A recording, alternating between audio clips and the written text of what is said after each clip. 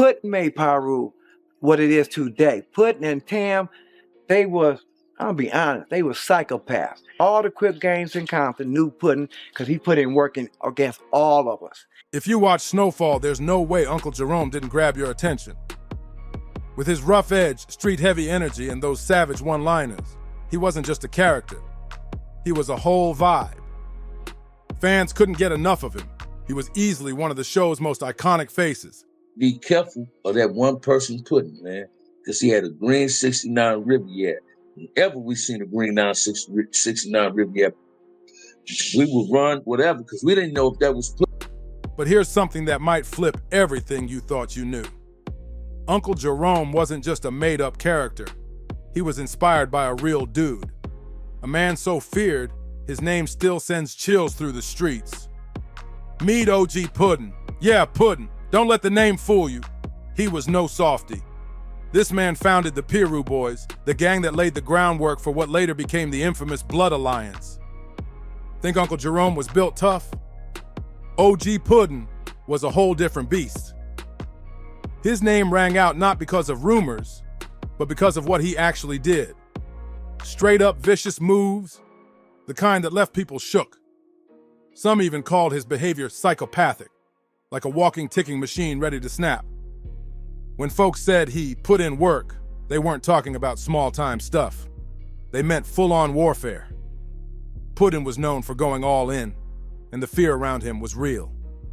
I had went to jail for shooting this Puddin who started the Blood Gang. So I had a lot of on the after I shot dude, but they don't know it was self-defense because he was beating me up and he was very violent and jealous.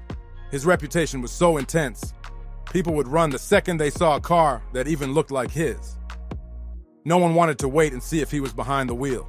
Too risky. Now picture Uncle Jerome, the afro, the attitude, the no-nonsense presence. You can definitely see the connection. Both of them walked into a room and owned it without saying a word.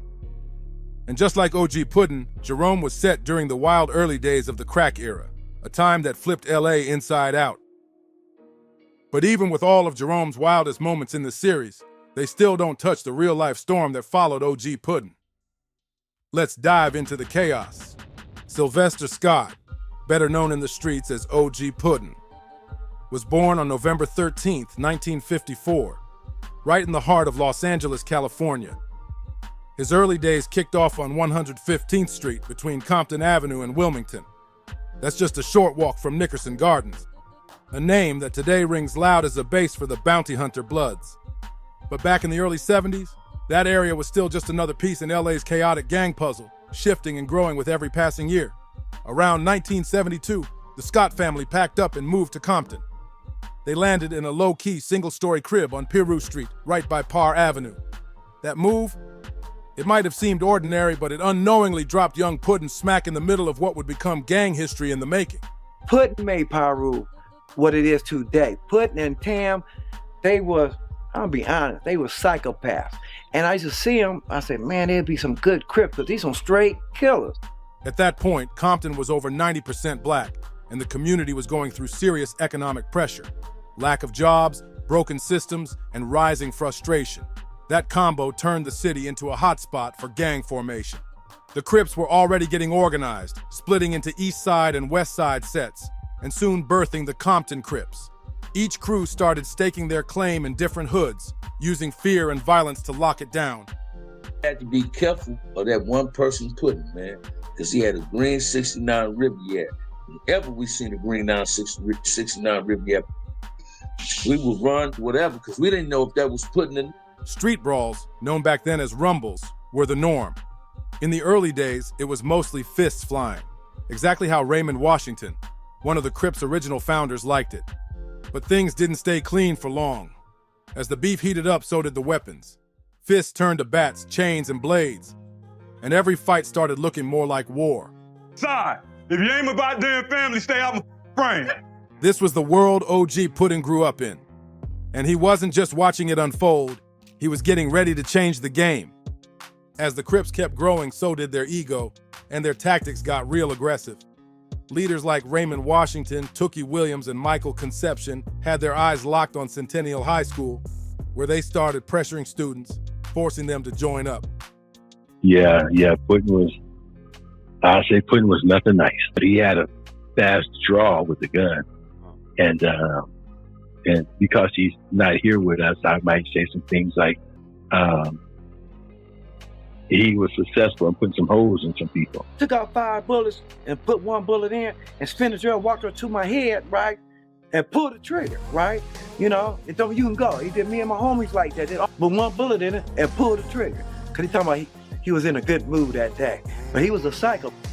It wasn't about asking, it was about taking, and fast. The Crips built a serious following, but not everybody was ready to fold under that kind of heat. Things got wild one day when Raymond Washington and his crew decided to flex their muscle on 2 dudes who weren't about to back down. Sylvester O.G. Puddin Scott and his close homie Vincent Owens. These 2 weren't nobodies. They were solid, respected, and holding it down on Peru Street. Raymond must have thought they'd crumble like the others, but that was a major miscalculation. Instead of running scared, Puddin and Vincent stood 10 toes down. They weren't about to let anybody roll through and punk them. They threw hands, hard. That wasn't just a street scuffle. It was a full-blown stand that changed everything. The fight lit a fuse that would blow up into one of the biggest shifts in Compton's gang scene. By the time fists stopped flying, the message was loud and clear.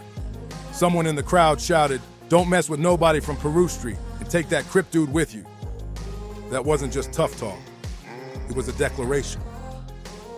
Been a leader of a gang that opposed the Crips. It was like a trophy. But we had targets on our back. And the cold part about having a target on your back, youngsters, you don't even... That moment sparked something huge.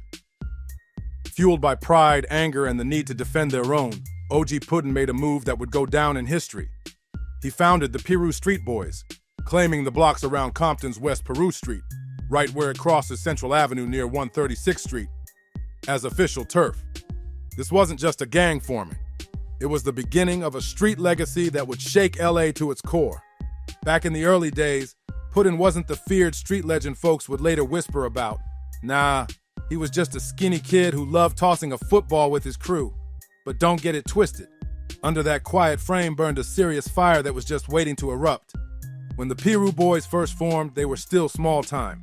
And at first, they even had loose ties to the Crips, but that alliance, it was shaky from the jump.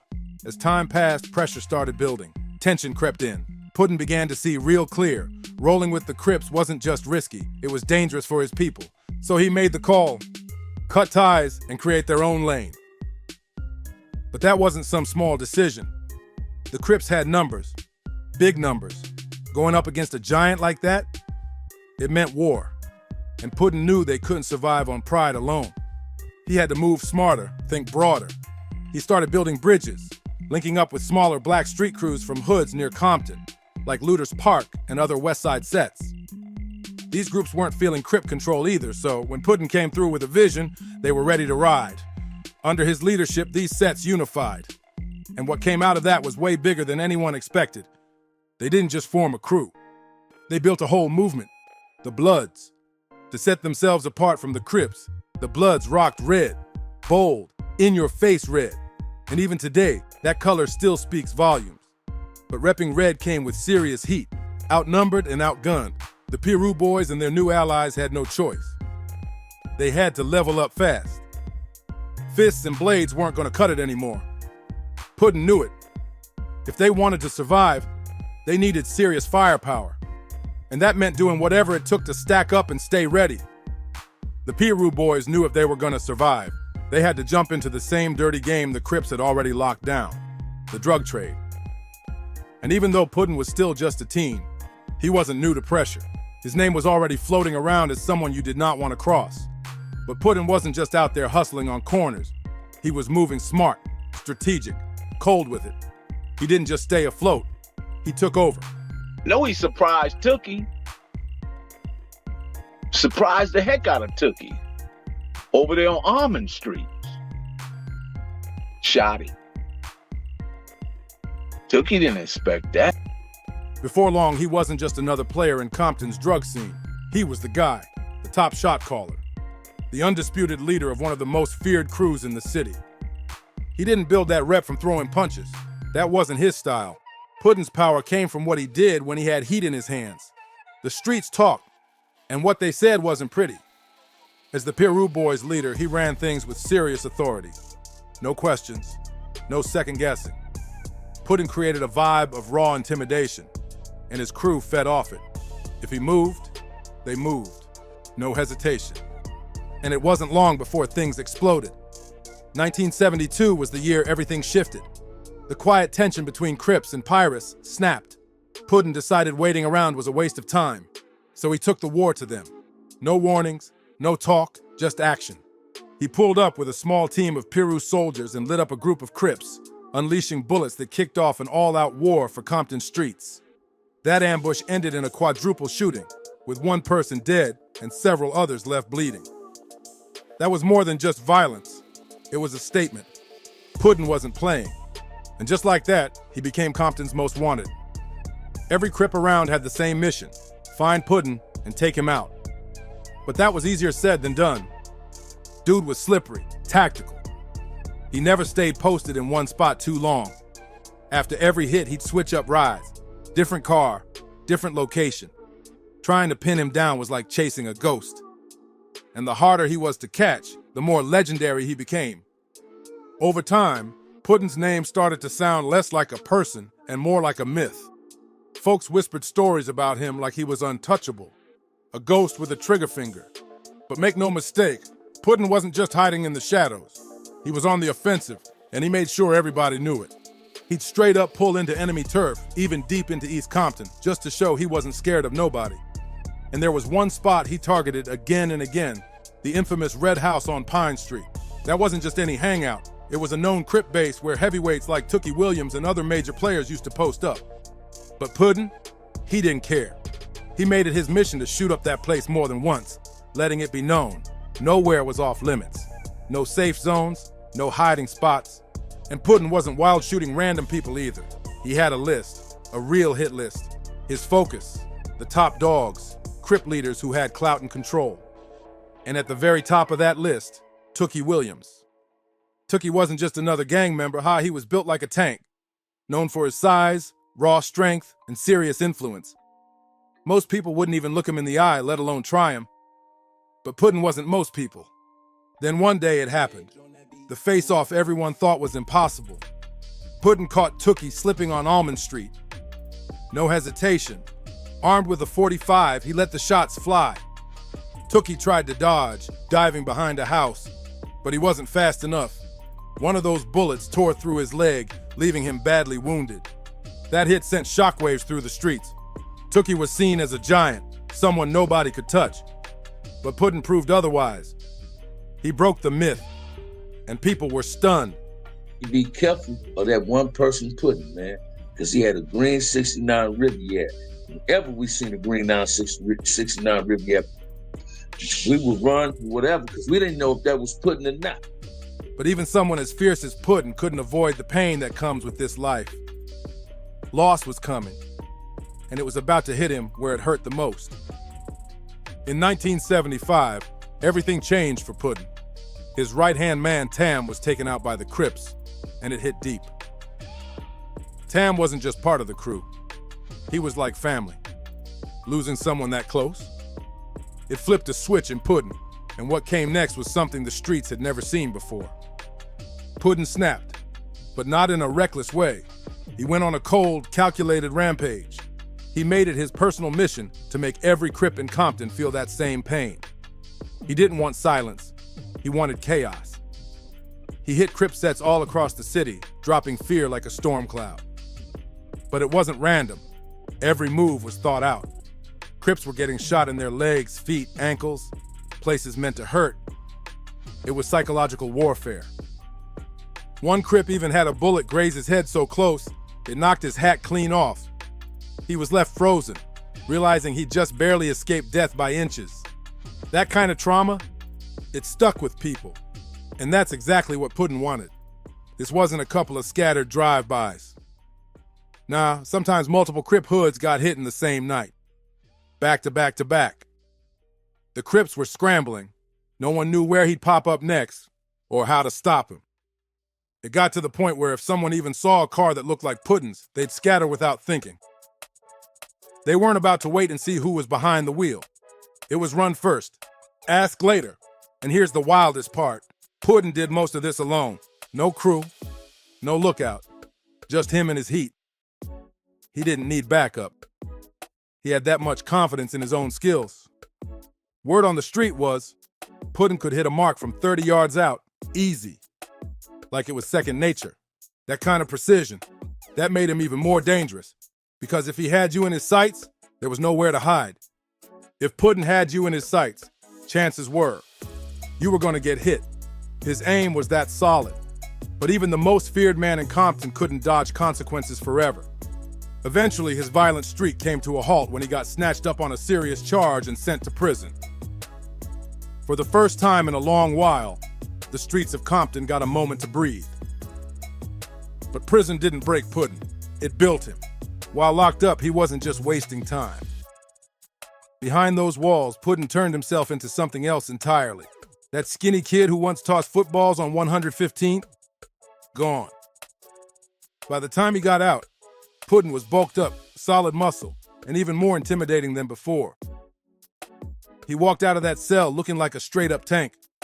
By the late 1970s, while Puddin was getting stronger, something else was brewing on the outside. The Black Panthers were pushing hard in South Central, bringing their movement down from Oakland and looking to link up with street sets. They were making moves, serious ones. They'd already made some noise by uniting a few gangs under their political banner. Now their eyes were set on Compton, and that was big. Compton wasn't just another city. It was the heart of gang activity in LA. If the Panthers pulled it off and brought all those crews together into one super gang, it would have flipped the whole power structure. And not just in the streets, but with the law too. The Compton Police Department was sweating. They had only 130 officers on the whole force, way too few to handle a city full of gangs as it was. But if those sets united under the Panthers, game over. Keeping order would have been damn near impossible. It wasn't just about gang beef anymore. This was about power, control, and a potential revolution that had every cop in Compton on edge. Things were getting so tense in Compton, the cops seriously thought they might have to call in the National Guard. That's how out of control the situation was looking. Faced with the threat of all-out chaos, a few officers from the Compton PD decided to play dirty. And that's when Puddin came back into the spotlight. The cops knew who ran the streets. I went to jail for shooting this Puddin, who started the blood gang. After I shot dude, but they don't know it was self-defense because he was beating me up and he was very violent and jealous. They knew Puddin wasn't just a gang leader. He was a shot caller with serious influence over the Peru and beyond. So in a move straight out of a crime flick, they struck a secret deal with him. If Puddin and the Pirates could stop the Black Panthers from moving into Compton, the cops promised to look the other way on his drug operations. No raids, no heat, just freedom to move weight without interference. Puddin agreed, and the deal worked. The Panthers never got their footing in Compton. Why? Because Puddin and his crew made it crystal clear they weren't welcome. Any gang thinking about linking up with the Panthers quickly backed off. Puddin kept his turf locked down and his operation running smooth, untouched. But street deals with cops, they only last so long. By 1987, the clock ran out. Puddin got caught selling coke to an undercover officer, a major sting that put him back behind bars, this time in Chino State Prison. But prison didn't just expose him to hard time. It pulled back the curtain on just how dirty the system really was. In 1991, Puddin and over a dozen other dealers became key witnesses in a massive federal case targeting 6 crooked narcotics officers from LA. The accusations were wild, beatdowns, stealing drug money, and even planting coke to frame people. And Puddin? He had a story of his own. According to federal prosecutors, those same officers planted a plastic bag with 118 grams of coke in Puddin's car, just to lock him up on bogus charges. It was the ultimate setup, and this time, Puddin wasn't the one playing dirty. He was the one getting played. But that wasn't the end of it. Puddin had even more to say when he took the stand. He testified that he had $16,000 stashed in a paper bag at his mom's house. And after deputies raided the place, that cash mysteriously disappeared. He never reported it at the time since the money came from drug sales.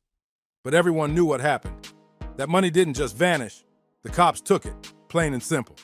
Once Puddin got out of prison, he didn't fade into the background. He jumped right back into life. And one of the biggest moves he made was starting a relationship with none other than Jewel, the woman known across the industry as the First Lady of Death Row. In the beginning, it was fireworks, passion, energy, and two big personalities crashing together. Jewel was rising fast in the music world, tied to the legendary Death Row records, while Puddin still held weight as one of Compton's most feared and respected figures. On paper, they looked like a street meet stardom power couple. But behind closed doors, it was chaos. What started out hot turned into fights and drama. Their romance spiraled fast. Then, things took a shocking and violent turn. Jewel shot Puddin in the chest. She later said it was self-defense, claiming Puddin had been physically abusive and couldn't handle her rising fame at Death Row. And yeah, on the surface, that kind of story could sound believable. Puddin wasn't exactly known for letting anyone outshine him, and watching Jewel's star rise could have stirred some serious tension. But people close to them weren't buying it so quick. Those who knew Puddin said that while he was no saint, and definitely had a reputation as a dangerous street figure, he wasn't known for putting hands on women. They believed something else was going on. According to insiders, the jealousy might have been real, just not the kind Jewel was claiming. Puddin had always been a ladies' man. Even while he was with Jewel, he was still messing around with other women. And that kind of behavior? That could have been what really pushed things over the edge. That kind of mess, wild jealousy, clashing egos, and constant outside distractions was a recipe for disaster. And eventually, it exploded. The shooting between Puddin and Jewel wasn't just a one-off argument. It was the final spark in a powder keg that had been building for a long time. Still, no matter the drama, people who really knew Puddin never denied his presence. He had that kind of energy that turned heads, with a full afro, sharp features, and a cool, confident way of speaking. He carried himself like a man with options. Some even said that in another life, he could have been something totally different. A college grad, a businessman, maybe even a leader in a boardroom instead of the streets. He had the brains, looks, and charisma to win in any world, but he chose the one that came with bullets, turf wars, and street loyalty. And in that world, he became a legend. One of the most feared, respected, and talked about figures Compton has ever produced. A man who helped to build the Peru legacy from the ground up, setting the tone for what would become a cornerstone of the Blood Alliance. But that street life takes its toll. That bullet Jewel put in his chest didn't end him right away, but it left its mark. Over the years, the damage caught up with him. By 2006, Puddin's health began to crash, and complications from that old wound finally shut everything down. He passed away at just 51 years old. His story, it's part street history, part cautionary tale. A man who could have been anything, but became something unforgettable. Don't forget to like, comment, subscribe, and share this wild ride with someone who loves real stories from the streets. And hey, we've got way more coming, so stay tapped in. See you on the next one.